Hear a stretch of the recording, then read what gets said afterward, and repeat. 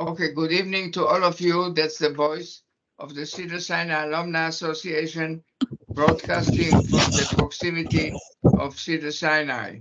And we are all in the what we called the monthly cultural event.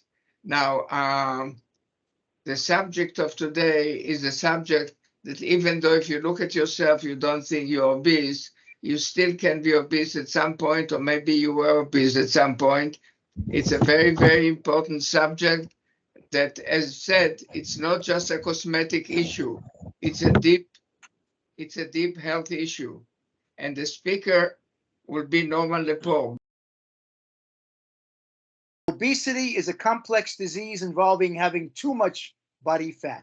Obesity isn't just a cosmetic concern, it's a medical problem that increases the risk of many diseases and health problems. These can include heart disease, diabetes, high blood pressure, high cholesterol, liver disease, sleep apnea, and certain cancers. Dr. Norman Lepore earned his medical degree at the Johns Hopkins University School of Medicine and completed a medical residency and cardiology fellowship at Cedar-Sinai.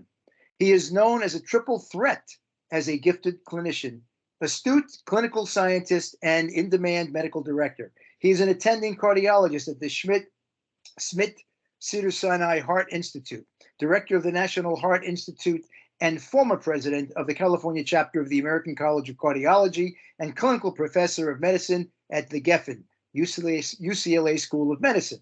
Among his clinical trial pursuits include those dealing with obesity and cardiovascular disease as a principal investigator for the SELECT trial, just published in the New England Journal of Medicine, and the ongoing SUMMIT and REDEFINE 3 trials, as well as a trial to find new, more effective treatments for heart failure, coronary vascular disease, heart failure, lipid disorders, diabetic heart disease, and chronic kidney disease. Dr. Lepore is also a Cedar-Sinai alumnus. And without any further ado, I present you Dr. Lepore. So first off, it's really quite a prevalent problem. This is looking at the map of the United States and looking at the prevalence of obesity by state. This is pretty recent data. This is from 2022. And you can see states, particularly in the Bible Belt, where the prevalence of obesity, and this does not include overweight, this is just obesity, gets to the 50% range. And that's why we call it the Bible state, because they're so obese and have so many comorbidities, they have to pray for the duration of their lives. Now, California, interestingly enough, is actually sort of an outlier with Colorado and a few other states. But I wouldn't say there's something to be proud of, because there's still somewhere between 25 and 30% of the population that is obese. So obesity is just not a disease state where, isolated in itself, but look at the comorbidities that are associated with obesity, some of which you may not realize. Of course, I'm involved because of the association with cardiovascular comorbidities such as atherosclerotic coronary vascular disease, hypertension, AFib, and heart failure. Not many people know that there is an association of obesity with cancers, particularly colon, breast, and pancreas. It's associated with a variety of mental disorders, attention deficit diseases, anxiety, etc., coagulation abnormalities, musculoskeletal issues, sleep apnea, COPD, and even issues related to infertility, hypogonadism, and polycystic ovarian syndrome. So we see that obesity is just not a matter of weight, but really covers a large swath of comorbidities that really have significant impact on morbidity and mortality. So why is treating obesity a call to action to cardiologists, for instance? Why isn't this presentation being given by an endocrinologist or a internist? Well, because there are a lot of comorbidities associated with obesity that really are a call to action. For instance, there's a clear correlation between the occurrence of heart failure and obesity. Heart failure is a disease state that patients usually present with shortness of breath, fatigue, swelling of their lower extremities. And we can see, looking at this particular picture, this cartoon, we can see how there's the factors that are associated with obesity: increased heart rate, increased sympathetic tone, increased insulin resistance, increased blood volume, activation of the renin-angiotensin-aldosterone system, autonomic dysfunction with enhanced sympathetic and reduced vagal tone, issues related to the mechanical effects of respiration, the association with sleep apnea and obesity hyperventilation syndrome. And all these can work together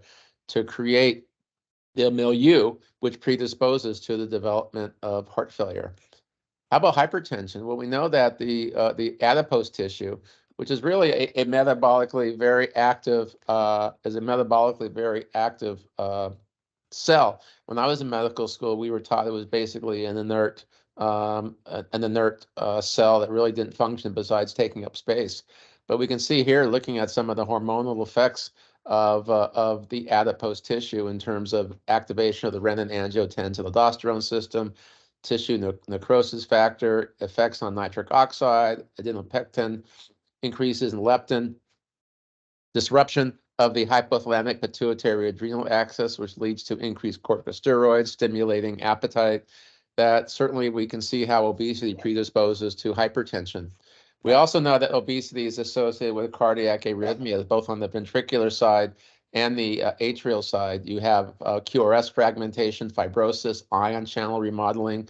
These predispose to ventricular tachycardia, ventricular fibrillation, leading to sudden cardiac death, as well as atrial remodeling, fibrosis, increased expression of endothelin receptors, increased pericardial fat volume, which actually has a pro-inflammatory effect on the cardiac tissues, predisposing to atrial fibrillation. So even in terms of arrhythmias, we see how obesity contributes to cardiovascular disease. And of course, what we see is when we treat obesity and we treat the risk factors associated with obesity, such as physical inactivity, hypertension, lipid abnormalities, excess alcohol, diabetes, and smoking, we actually can lead to reductions of blood pressure, lipid profiles, enhanced glycemic control, decreased burden of AFib, and in fact, a reversal of atrial fibrillation. So what's not really appreciated is there's four main types of adipocytes, of fat cells. The pink adipocyte is really responsible for the lactation, which occurs after pregnancy. So the pink adipocyte is quite specific in that it actually becomes an important cell for lactation. The white adipose tissue you see on the right here, those are basically just filled with yellow fat globules, these big globules. And the white adipose tissue, by virtue of its very high fat content, is involved with pro-inflammatory cells, angiogenesis, and this probably leads to predisposes to the development of tumor cells and their growth. The brown adipose tissue and the beige adipose tissue, they have a lot of mitochondria. So these are adipose tissue that are very responsible as warm-blooded mammals to maintain body temperature. So because of the mitochondria, they're actually kind of like the furnace, which actually allows us to maintain our body temperature and may actually have anti-inflammatory and perhaps anti-tumor capabilities.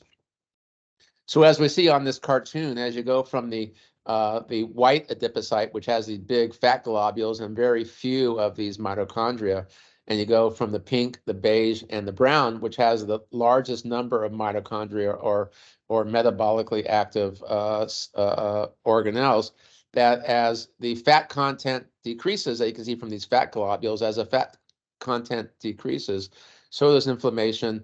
And this correlates with the increased metabolic activity of these different subtypes of adipocytes. Now there are lean adipocytes and there are obese adipocytes, and these are related really to the fat intake.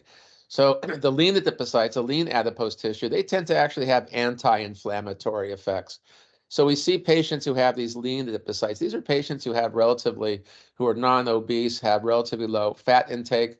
The problem is when you really increase the intake of fat and calories, you actually turn that lean adipose tissue to an obese adipose tissue, which, as I mentioned, is pro-inflammatory. It actually can lead to immune cell infiltration, attraction of immune cells, and the release of pro-inflammatory compounds called cytokines, as well as adipokines. So you can actually convert a lean or anti-inflammatory or more normal adipose tissue or fat tissue to the obese adipose tissue, which is pro-inflammatory. And the reverse can also take place as well. So the root causes of obesity are multifactorial, and they're important for us to appreciate, so it can help us to better understand obesity and be prepared to better treat it. There are certainly genetic predispositions to obesity. There are a number of genes that have been associated with obesity, and also with epigenetics, or the environmental effect on gene expression, a variety of neurohormonal mechanisms that we'll get into a little bit, association with chronic diseases. Some of these chronic diseases may be associated with medicines which can predispose to obesity, inflammation, or actually leading to decreased activity. There actually are obesogenic medications. In my field, beta blockers are known for being somewhat obesogenic. Of course, there's sociocultural practices and beliefs. I remember when I was working in Oxnard volunteering, I remember this young kid, 300 pounds, he was probably 12 years old. And the parents were actually quite serious about him maintaining his weight, because they saw a future in his career as a linebacker in the NFL. So certainly sociocultural practices and beliefs have an effect. Individual life experience, like adverse childhood experiences, can lead to disorders of eating, as well as psychological factors, mood, anxiety, binge eating, etc. So a lot of root causes of obesity. And with that, we really have to develop a treatment plan for morbid obesity for those patients who have BMIs over 35. So they have to be taught proper eating habits. They have to understand the implications of diet, some behavior modification. Increasing exercise is important. In my practice, because of the recent results of clinical trials, we're relying more on pharmacology, only because the success rates in terms of diet and behavior modification techniques are limited. Surgery is a powerful tool for treating the morbidly obese patient. Really following up these patients, providing them cheering them on is important, and a support system. And that support system could include family, it could include nutritional support, exercise support. So all these are very important in terms of a treatment plan for the morbidly obese patient. So the goal of treatment with anti-obesity medications is to reset the set point. This is a theory that says, we're kind of destined to have a point where the body is happy with our weight. So this describes a weight range that the body tries to maintain, and one which is elevated in the setting of obesity. So when one loses weight by restricting calories, the body thinks it's starving, and this spurs a person to keep eating to maintain this elevated set point. Anti-obesity medicines work in the brain, as well as the other organs that we're going to talk about, to help bring that set point down, enabling individuals not only to lose weight, but also to maintain the weight loss. And of course, the million-dollar question is, how long do we have to maintain these pharmacologies? And we'll talk about the SURMOUNT-4 trial, which was actually published just yesterday. And I'll present some of the data in terms of how long do we need to keep patients on these medicines. So what kind of improvements can we see with comorbidities and associated with weight loss? Well, you lose enough weight, you can actually reverse diabetes. You can make a diabetic into a non-diabetic. Hypertension could be alleviated, of course, with decreased intake, with decreased food intake. You're eating less salty food. There's the ability to modify your cholesterol and metabolic syndrome. Cardiovascular diseases can be improved. We now have data that would correlate, for instance, based on the SELECT trial that I'll present. We can see variable outcomes with what we call hepatic steatosis, or non-alcohol fatty liver disease. Osteoarthritis. I mean, if you're 60, 70, 80 pounds overweight, it's like carrying an 80-pound backpack. So you can appreciate the effects it can have on the spine, hip, and ankle, and the other joints, such as the knee joint. Cancer risk could be improved, as well as sleep apnea. So by leading to significant weight loss, and we're talking about probably weight loss in the 9-10% range and above, we're actually able to make these improvements in these comorbidities. So the complex physiology of obesity really, on the one hand, could be somewhat disappointing, because it's such a complex situation, but it also provides a whole variety of opportunities and targets for our various treatments. So we know, as I alluded to, there's biological factors, even the in utero environment, birth weight. We know that babies who are born at higher weights are more likely to have obesity as issues, concurrent diseases, gender and age. As mentioned, there are genes that predispose to obesity. Ancestral background can play a role, and of course, the environment, food availability, social determinants of health. Do we have healthy foods available in the neighborhood? And that's certainly a problem in certain areas that are socioeconomically deprived. And of course, behavior. There's lots of people who are morbidly obese. They like eating, and when you like a certain habit, it's hard to break it. There are certain cultural factors which can lead to obesity, as well as psychological factors. Some people, it provides them a level of visceral comfort. So basically, what we're talking about is, in the human interface, is energy intake, energy expenditure. Calories in, calories out, calories burned. Leads to this particular set point. And I think that the pharmacology plays a major role in terms of trying to modify that set point and lead to significant weight reduction. So the control of appetite is complex. I'm going to show you some slides coming in. I think that will make that point. And it really involves the integration of central neurocircuits, or the brain, including the hypothalamus, which is really involved in homeostatic control, kind of in that balance or the set point. The mesolimbic system, which is hedonic control, that's kind of like your impulse eating.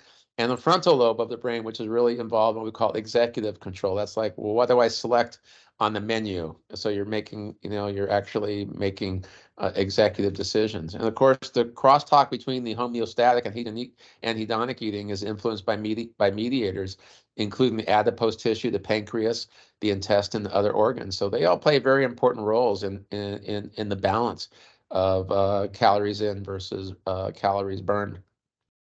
And of course, the cognitive functions in the prefrontal cortex of the brain, they exert this executive control on food choices and the decisions to eat. This is, again, not the impulse eating, but you're actually kind of more controlled eating by virtue of actually feeling hungry, etc. So this is just kind of a taste to show you how complex this situation is. So here you're looking at various hormones, whether it's a small intestine, the adipose tissue. Here we're seeing effects on leptin, which we'll describe in a minute, the stomach, the large intestine. And you can see how they affect different parts of the brain, and how between the brain and these different organ systems, how there's this crosstalk or communication by virtue of hormones and other compounds that actually lead to the regulation of food intake and body fat mass. So, so we're really talking about the ability to potentially affect these different organ systems and even the brain in terms of how they handle the messages that come in from these different important organs that are related to the regulation of food intake. So I'm going to talk a minute about two very important hormones, ghrelin and leptin. So ghrelin is actually released by your stomach when it's empty, and it's actually signaling your brain that it's time to eat. It's fast acting, and in normal situations, it should decrease dramatically when you are full. So it's at its highest right before you eat, and its lowest about an hour after the meal. So it's released by the stomach. It signals the hypothalamus in the brain that your body is in need of fuel. This leads to an increase in appetite, as well as to conserve energy and find food. And that's why exercise is so important, because it counters the basal metabolic rate. However, in the obese and some obese patients, ghrelin decreases only slightly after eating. And this can lead the brain to continue to think that more food is needed, and this can lead to overeating. So ghrelin, which is associated with an increase in appetite, in some people, the levels don't decrease appropriately, so you don't really curb your appetite and curb the need for foods. So what you can do is, there are things that you can do to improve ghrelin function. They include avoiding sugars and high fructose corn syrup. That can impair ghrelin's decline after eating. Eat plenty of healthy carbs, such as whole grains, lean proteins like chicken, fish, and tofu. These foods can actually decrease ghrelin levels and keep you feeling fuller longer. And of course, adequate sleep is so important. I'm an insomniac, and certainly That affects my ability to exercise, to feel like to exercise. So sleeping fewer than 8 hours can actually increase ghrelin levels, leading to a bigger appetite and harder to control cravings. So make sure you get your 8 hours. For me to get 8 hours of sleep, that'd be a miracle. Leptin is just the opposite. Leptin is a hormone actually released by your fat cells that tells your brain when your body has had enough fuel and can start burning fat to create energy. So it's released by the fat cells into your bloodstream to let the hypothalamus know in the brain, to let your body know it has enough energy stores in the form of body fat, and that you don't need to eat anymore, and can start making energy out of stored food. So leptin would be something that should lead to a decrease in appetite. But there are some people who have what we call leptin resistance. Because leptin is created by the fat cells, people who have more adipose tissue tend to have higher leptin circulating levels in their bodies. And as a result of this constant high exposure to leptin, they build up resistance to it. So they have resistance to its appetite suppressing effects. So to avoid leptin resistance, again, consuming healthy fats such as olive oil, avocado, coconut, fish, and grass-fed pasture-raised animals, eliminating added sugar from your diet, and getting at least 8 hours of sleep and adequate exercise. So what you can see here are the dueling effects of ghrelin and leptin. And you can see that the effects of the stomach, which releases ghrelin. You can see the fat cell, which releases leptin. And basically, you have this balance by virtue of leptin having the anorexic effects, meaning it cuts the appetite, versus ghrelin, which leads to an anorexic or appetite enhancing effect. And there are a whole bunch of mediators, hormones, et cetera, which are involved in this balance. And so many people feel that it's an imbalance of this leptin ghrelin situation that can predispose to obesity. And of course, you can see by virtue of all these targets, I'm not going to test you on this slide, but this tells us about the different modes of action of all these anti-obesity medicines, whether it's phentermine and its effect on dopamine, topiramate, on GABA adrenergic neurons. So you can see all these effects of these different potential modes of action, and all these different sites that are involved in appetite, they really represent important potential targets for pharmacologic therapy. So the point of this slide is not to memorize it, but really just to show the importance. GLP-1 agonist, amylin. So all these different potential targets for weight modification. So these are the FDA-approved medications for chronic weight management. I do have to add one medicine. So Zepbound is a tirzepatide, and that was approved by the FDA, I think, about a week or two ago. So I have to add this to the list. But we have semaglutide, which is Wegovy, was approved in 2021. Liraglutide, Saxenda. We have Contrave, which is a combination of naltrexone and bupropion, phentermine, topiramate, which is Qsymia. And what we see here is reductions of weight from the oral medicines, somewhere in the 5 to 10% range. But what I'm going to show you later on with the newer medications, with both tirzepatide and semaglutide, we're actually achieving weight modification in the 15 to 20% plus range. And that represents really a significant modification. I don't want to poo-poo these oral agents because unfortunately some of these newer drugs are a bit difficult to obtain. There's a shortage of the GLP-RAs, the glucagon-like peptide receptor agonists. So there's a big shortage, some of it related to the abuse of these drugs. Certainly access to these drugs is somewhat limited, but I'll show you the data to show how they really work quite well. So in this diagram, we're seeing kind of a graded effect in terms of diet and exercise here, which for the most part, looking out to 12 months, had a very minor effect on weight loss. We can see how the oral medicines that we talked about, their modification of weight loss is in the kind of 5 to 8, 9% range. And then you get to semaglutide and tirzepatide, and now you're getting to weight reductions in the greater than 10% range. Still shy of what we see with obesity surgery, where you can achieve weight reduction of approximately 30%. But I think we're getting to the point with these newer treatments and treatment algorithms that we're actually getting towards the kinds of weight modification that we achieve with weight loss surgery. And weight loss surgery has its own morbidity associated with it, which we'll talk about in a bit. So the most popular drugs, the injectable drugs we're going to talk about, are the GLP glucagon-like peptide receptor agonist. And they have a variety of effects that lead to weight loss. First of all, in the intestine, they actually slow down gastric emptying and they slow down gastrointestinal motility. So basically, this leads to your feeling full longer and feeling full sooner. You don't want to try stuffing yourself because you'll end up in the bathroom throwing up your meal. So one of the things you want to do with the GLP-1s is actually have a meal that's lower in fat and try to keep volume down. It also has positive effects in terms of gluconeogenesis. So there's decreased glucose production by the liver, decreased fat accumulation in the liver. In the brain, where it exerts significant effect, it actually leads to a decrease in food intake. We don't have that reward behavior. Some of us eat because we feel good. We're doing it because we had a good day for something. Palatability of food actually decreases.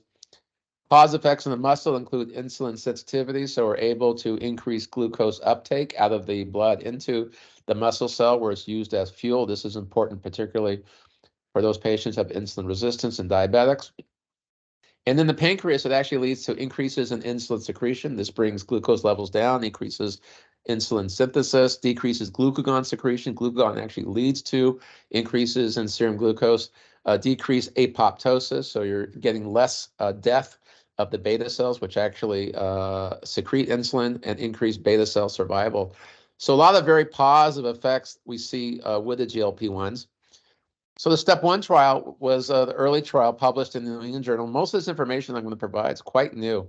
And this is looking at weight loss in patients who were overweight and obese adults. So we're talking about, for the most part, patients who had BMIs of 25, 27 and higher. And what we see here is compared to placebo, we're actually seeing a rather important weight reduction, probably relative to placebo in about the 12% range. So at an absolute level, we're getting about 15, 16% weight reduction with semaglutide. And one of the reasons why these injectable drugs work better than the oral drugs is that oral drugs, all these drugs plateau. See how you get a plateau effect out of about 60 months, 60 weeks, so about a year and a half. The oral drugs, you actually plateau earlier. So you don't get, so by virtue of this early plateau, you really don't see this continued weight reduction. But the injectable drugs, they actually have this delayed plateau, but they all do plateau. And the good question is, well, what do we do when we see this plateau effect? And that plateau typically occurs somewhere after 1 year. But with semaglutide, you can see a reduction of weight of about 16%. In the placebo, it looks to be about 2 or 3%. So in net, somewhere about 13%. This is looking at the step 5 trial with semaglutide. This trial actually went out further, non-diabetic, obese. And what we see here is, again, a rather profound reduction in body weight by percent. You're seeing about a 16% reduction out to about 2 years, whereas in the placebo group, patients basically had about a 1 to 2% reduction of weight. So what we're seeing here is that in the case of semaglutide, you're seeing actually a persistent weight reduction effect. And as I mentioned, you get this plateau effect somewhere about in excess of a year and a quarter. So what kind of other physiologic benefits do we see with semaglutide? Well, besides the weight loss effects, we see that A1C levels tend to go down a little bit more. We see diastolic and systolic blood pressure coming down. We see reductions of triglycerides, 19% versus a 3.7% increase in the placebo group. Another very important thing is you see this effect on inflammation. C-reactive protein, which is produced by the liver in response to interleukin-6, actually is significantly reduced. So we see positive effects from the GLP-1 receptor agonist. In addition to weight loss, we're seeing effects on inflammation. We're seeing protective effects on lipids. We're seeing protective effects on blood pressure and A1C, and this will become relevant as we talk about the SELECT trial. But of course, there is a price. I remember prescribing this to a very dear friend, and she spent the next 2 days with projectile vomiting. So there are people who won't tolerate it, and the Achilles heel for these drugs is really GI disturbances, nausea, diarrhea, constipation, vomiting, and the way to reduce these side effects is a slow titration, decrease the fat content of your meals, and not eating very big meals. So those are the kinds of side effects that you see with the drug. So now we're going to switch to tirzepatide, their SURMOUNT trial. This is looking at once weekly. And again, both of these drugs are once a week for treatment of obesity. And we're looking at the primary endpoint. And what we see here with tirzepatide is we're seeing reductions out to about 72 weeks on the higher dose, on the 15 milligram dose of tirzepatide, of over 20%. So you can see the graded effect from 15, 19.5 to 21% as we increase the dose of tirzepatide versus placebo. So here we're seeing an even greater effect in terms of weight reduction. 20%, I would say, is significant. You have somebody in your practice who weighs 240 pounds, and you're getting a 20% reduction of weight. You're talking about a nearly 50-pound reduction. And also what we're seeing here again is this delay in the plateau, which allows the drug to continue to lead to further weight loss. So with in SURMOUNT-1, let's look at what tirzepatide does in terms of some of these secondary endpoints, just as we did with in the previous trials, and we see similar results. You see modest reductions in blood pressure. This is looking at systolic blood pressure, significant reductions in triglycerides, which are atherogenic. We're actually seeing increases in HDL, or the good cholesterol, reductions in diastolic blood pressure, reductions in VLDL, and reductions of free fatty acids. So a lot of metabolic effects that actually may add to the protective cardiovascular issues that we're going to talk about in just a minute. Similar story in terms of the adverse events. Most of them are generally related to nausea, diarrhea, constipation. We can see that there may be, this is the placebo group out here, a little bit more eructation, and so that's something to be aware of. Injection site reactions were relatively mild, that they did occur. So this was data that was presented and published actually yesterday. So this is how up to date this presentation. This is a very interesting trial and really provides us important information, because one of the things that patients will always ask when you start them on the drug is, how long do I have to keep you on the drug? How long do we have to maintain it? Well, what the SURMOUNT trial was, they took tirzepatide. Everyone was on open label tirzepatide, so they knew we were getting it for 36 weeks.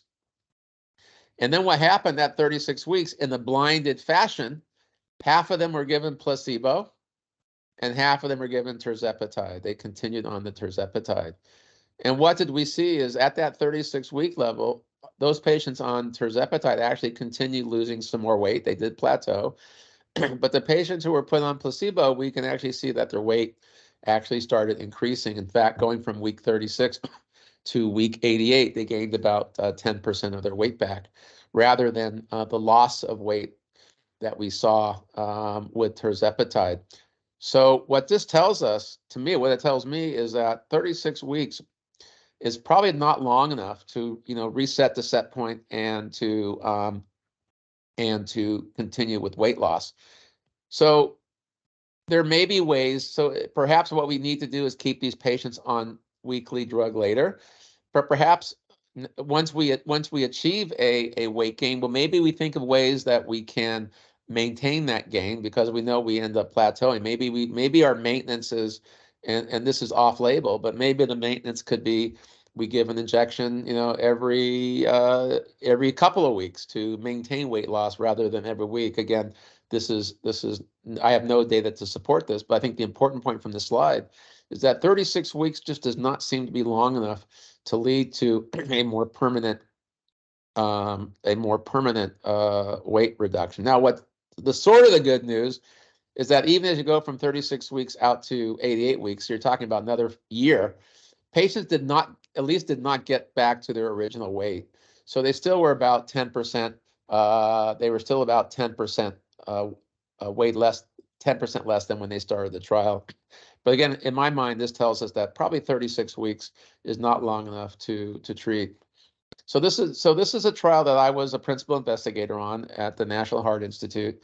It was the semaglutide and cardiovascular outcomes in obesity without diabetes. We know that these drugs, the GLP-1 receptor agonists, that they're very effective in the diabetic population. They lead to better glucose control.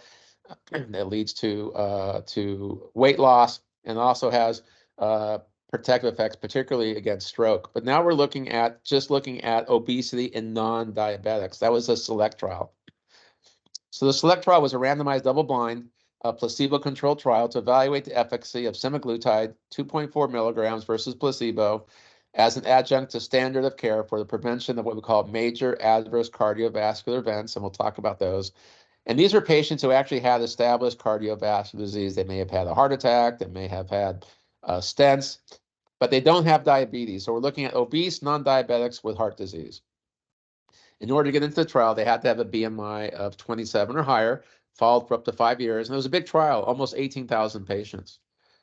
So in this busy slide, what I'm just going to show you is that in the trial, about 2/3 of the patients had a history of a heart attack, about 20% had a history of stroke, about a smaller percent had peripheral vascular disease. And you can see that these patients were actually pretty well treated. Look at their LDLs. Their LDLs were 78 milligrams per deciliter. So these are patients who actually were well treated in terms of their lipids, and their systolic blood pressure was about 131, reasonably well treated in terms of their blood pressure. So this was not looking at an obese population poorly controlled, but a patient that were pretty well controlled, not perfect, but pretty well controlled with their lipids and their blood pressure. And remember, this is data, these patients were in the trial 5 years. So we're looking at what was the standard of care 5, 6, 7 years ago when this trial was planned. So pretty well treated population of patients with a history of coronary vascular disease. And this is really important data, and I think really has heightened the interest of cardiologists to be more aggressive in using these families of drugs, particularly the GLP-RAs. What we found here, what we call the primary cardiovascular composite endpoint, meaning if you put all of the, you put heart failure composite endpoint, death from cardiovascular causes, death from any cause, there was a 20% reduction. So this is really the first trial in non-diabetics that showed a cardiovascular outcome reduction, 20% reduction, and therefore superior to placebo, on top of patients who are getting statins, getting their blood pressure control, et cetera. So 20% reduction as a cardiologist, as a clinical trialist, is to me quite clinically significant. We even see that heart failure, there was about an 18% reduction in terms of heart failure events. Death from cardiovascular causes was a trend towards positive, but actually did not achieve statistical significance. We did see death from any cause actually was reduced about 19%. So this is a really important trial because this trial was the first to show in a non-diabetic obese population with cardiovascular disease that you can actually make an impact on cardiovascular events. Now, what's really interesting is that the weight loss in this patient population compared to placebo was only about 8.5%. So you had an 8.5%, which is less than what we saw in the previous clinical trials, and that may be related to what the patient makeup was. Here you had more males than you had in the other trials. Males tend to lose less weight than females in the clinical trials, so that may have had some impact. Plus, these patients really weren't morbidly obese, so that may also have affected the potential for weight loss. I think the average BMI in this trial was 33. So you're talking about a population of patients who were, overweight, mild to moderately obese, and it did certainly include morbidly obese patients. But we did see some of the other effects. We saw decreases in systolic blood pressure, diastolic blood pressure. Patients actually felt well, felt better. Quality of life indices were better. Significant reductions of CRP levels, benefits in terms of increases in the good cholesterol, and decreases in triglycerides. So what this debate said Well, if we're achieving this benefit in only with 8.5% weight loss, maybe in addition to the weight loss, maybe there are other characteristics of this family of drugs that may have cardioprotective effects in addition to the weight loss or independent of actually the weight loss. So this is actually an issue that we are grappling with, looking at the clinical trials, and so it'll be interesting to see whether the gains that were achieved in terms of cardiovascular outcomes were related to actual weight modification or not. Also, what we're finding is not only does it have cardiovascular protection, but there's a trial that I was again part of as a principal investigator called the Amplitude O trial, and what they found is actually F-peglinitide, which is another GLP-RA. They actually found in that particular trial it actually had renal protective effects. So there was improvement of what we call the filtration rate. There was a decrease in what we call the urine albumin creatinine ratio, which means that the kidney, the diseased kidney, which could have been affected by a whole variety of issues such as diabetes and hypertension, this drug may actually lead to repair of the kidney units, decreased sodium retention, decreased blood pressure. So what we're seeing is not only is there a cardiovascular impact, but there actually may be renal protection with this particular glucagon-like peptide receptor agonist. A lot of anti-obesity drugs in development. This is a very fertile field for discovery. The pharmaceutical companies know there are a lot of obese patients out there, like basically 50% of the population, 60% are basically obese or overweight. They know it's a chronic disease, so the patients need to be on therapy for a long time. And they know that current pharmacology, though quite excellent, there are side effects. So we're in that search of that more effective and safer treatment. So these are some of the studies ongoing. I'm involved in this particular trial, the Summit trial. It's a study of tirzepatide in patients with heart failure with what we call preserved ejection fraction, or what we call the stiff heart syndrome. So we're looking at tirzepatide in that particular population. Obesity plays a very important role in patients who have heart failure with preserved ejection fraction.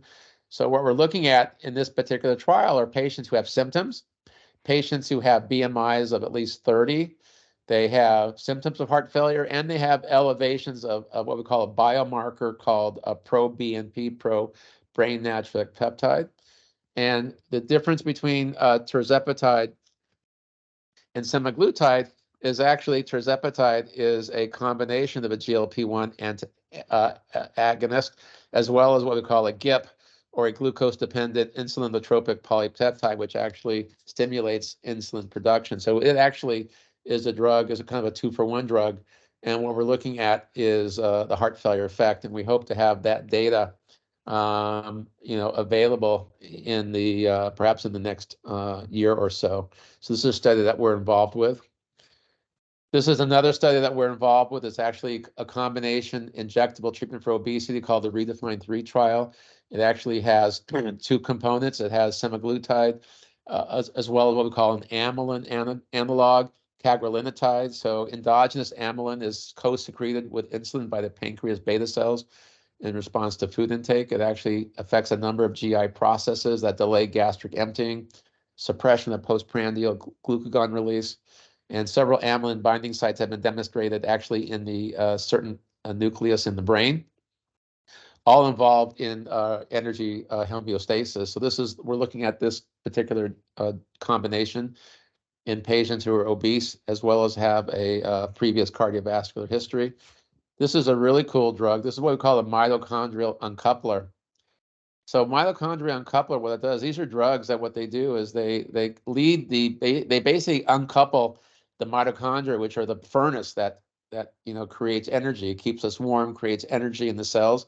And basically what it does, it by uncoupling the mitochondria, what they do is they keep working in terms of energy metabolism, but they uncouple it from the production of energy stores like ATP. So basically what it does, the mitochondria, instead of creating energy stores, just burns itself. It doesn't really burn itself, but it creates heat.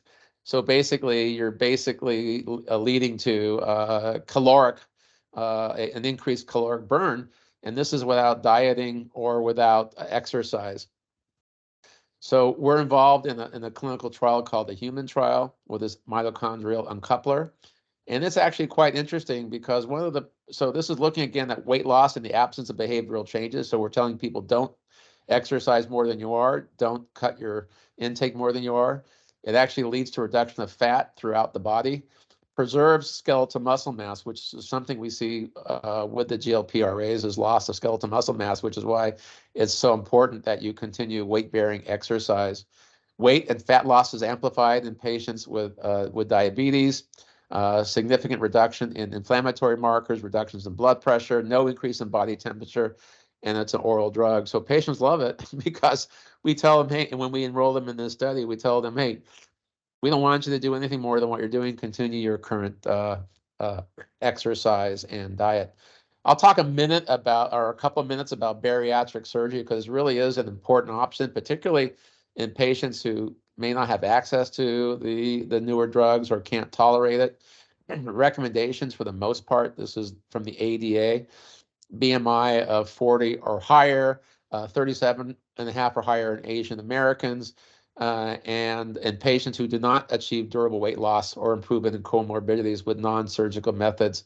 Certainly can be considered in adults who aren't as morbidly obese, BMIs between 30 and 35, again, who do not achieve durable weight loss and have comorbidities. These are the most common bariatric surgery options. I'm not a bariatric surgeon, so I don't want to comment too much on it. The most common surgeries performed in the United States are the Roux-en-Y and the vertical sleeve gastrectomy. And you can see how basically you're creating a bypass of the stomach. So, and this leads to earlier satiety. And so these are the situations, these are the indications similar to what we talked about. And I think the important point and the reason why obesity surgery certainly should be considered, because obesity is a chronic disease, having a surgical intervention may be that one-stop shop for that patient who basically doesn't necessarily want to be taking obesity treatments for life.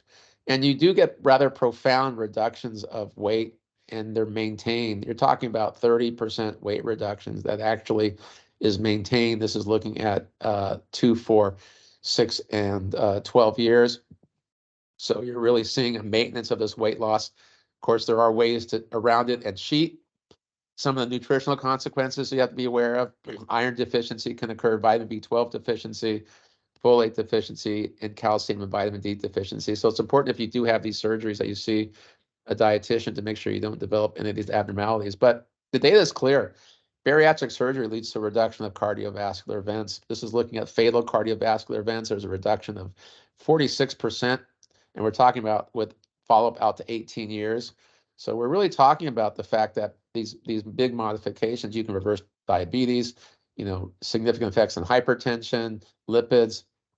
And this leads to this. This is a study from Europe, from Sweden, really showed this rather huge impact in terms of cardiovascular events. So my favorite slide is a summary slide. So it's clear obesity is a chronic disease associated with many comorbidities.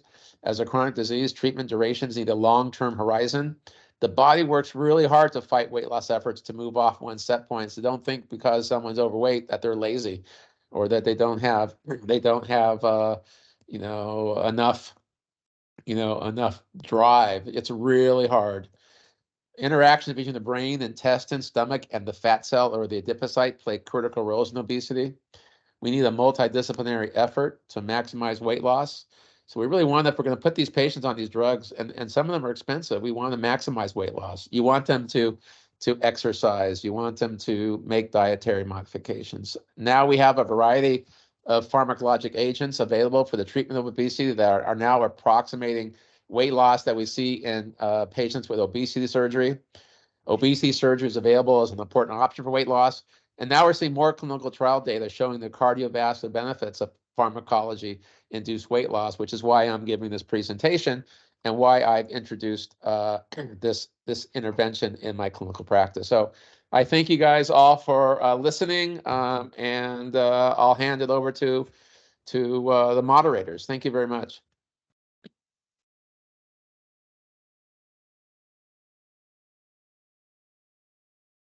Are there any questions that anyone would like to ask?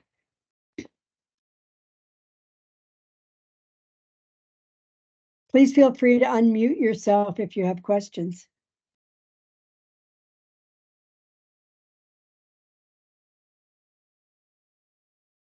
Alan, unmute yourself.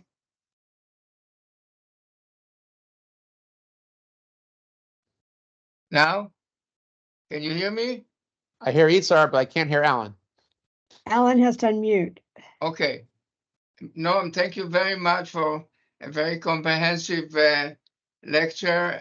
It was, I heard it the second time, and I still learned a lot. I'm Thank ready you. to listen for the third time. Thank you, Anyway, Itzar. the time is short now. We have room for 2 questions. Norm, Yeah. this is Sheila.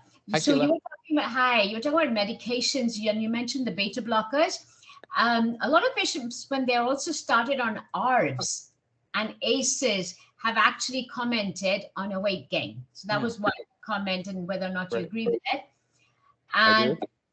And the second thing is, when we talked about, the GI issues, prophylactically, anybody who's even having the most minor surgery, I've been having them stop their medication anywhere from 2 to 3 weeks prior to having the surgery. Otherwise, the incidence of aspiration pneumonia seems to be quite high. I've also seen that patients are, when they do throw up or something, food's coming out which they ate 3 days ago. Wow. And the third thing is that, when I've got now patients who are in the maintenance, and that becomes tricky as to, like you said, do you do it every other day?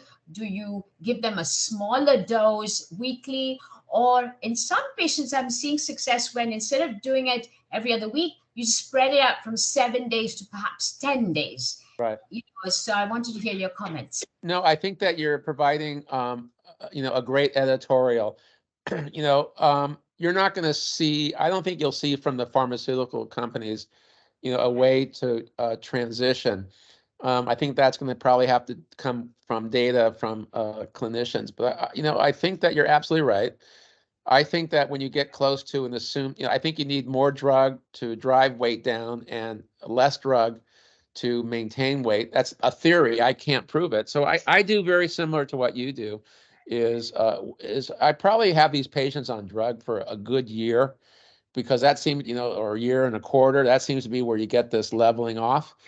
And so you've kind of met in terms of return on your investment. You're getting maximum benefit. Now, if your patient has not achieved optimal weight loss by then I think what's interesting, you keep them on that weekly dose, and then maybe you add one of the oral drugs, okay, which really provides another mode of action to perhaps prolong or that phase prior to the plateau.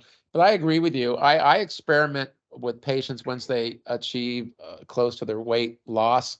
Again, I don't have any clinical data, but I will, rather than stopping the drug, I will put them on like maybe every 10 or 14-day regimen. First off, it becomes cheaper. So they're basically having a 50% discount on the drug if they take it every other week.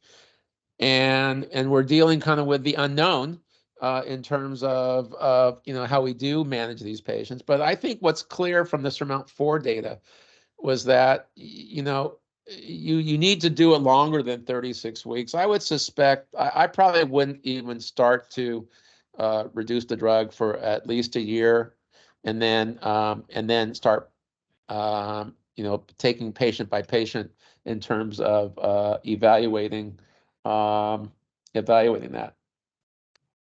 I got back. I'm unmuted now. Can I ask a quick question? Yeah, now? please. Yeah. Okay. 1 or 2 points. There was some discussion about the bacterial population of the gut having a lot to do, where they were actually altering that gut bacteria and affecting dramatic, well, I don't know if it was dramatic, but changes in weight. That was number one.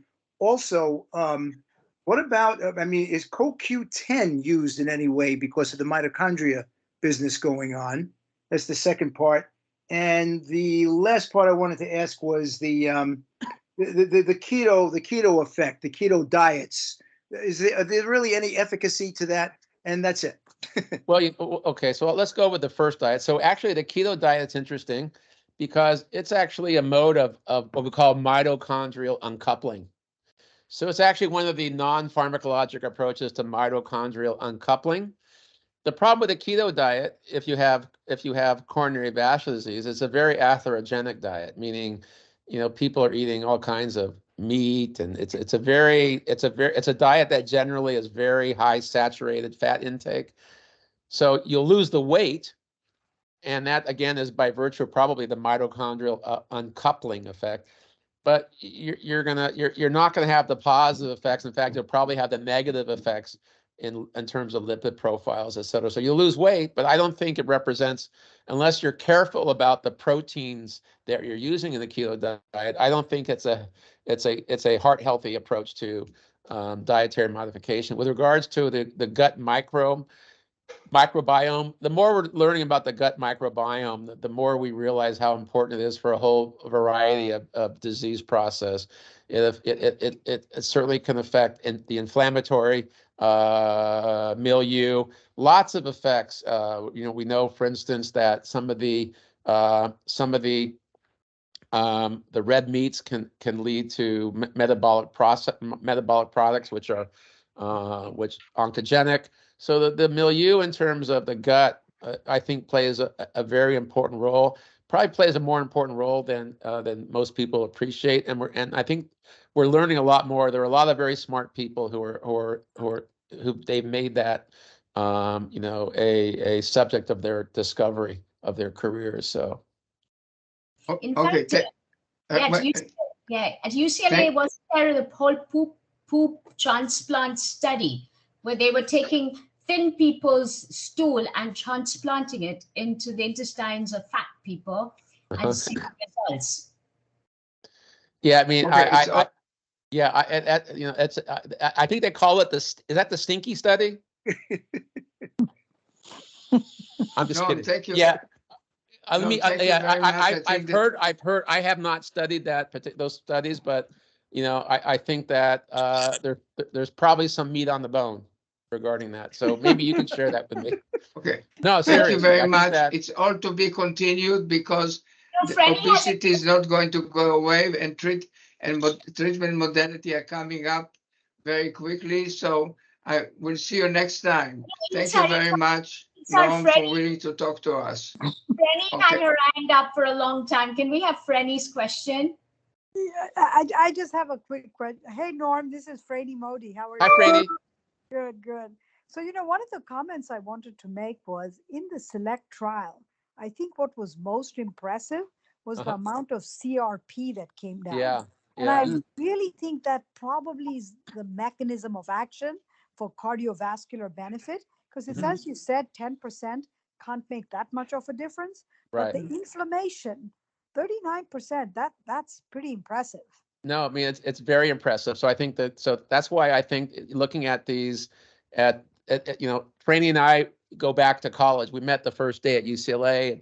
Franny was always a little bit smarter than me, so she ended up getting into the accelerated program at Johns Hopkins, and I had to wait an extra year to get in. So Franny's like super smart. Okay. And so I respect everything that she says, and to this day we remain good friends. But I think the issue, I think, is exactly right, Franny, and this has been a discussion, when I was at the American Heart and other meetings, is the effect related to some of these other factors, because like you said, a net 8% weight loss provided all of this benefit. And I don't know if we see that what would be interesting, Franny, would be to look to compare weight loss perhaps with the oral agents, where you can kind of approximate this 6, 7, 8%, and see if you're seeing these similar effects, because there haven't really been any cardiovascular trials with these other oral agents. But I think you're absolutely right.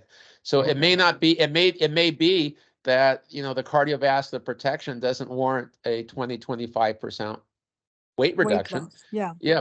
Now maybe, you know, and my guess is it's felt that it's this inflammatory component which is partly responsible for the predisposition to, you know, the malignancies that I mentioned.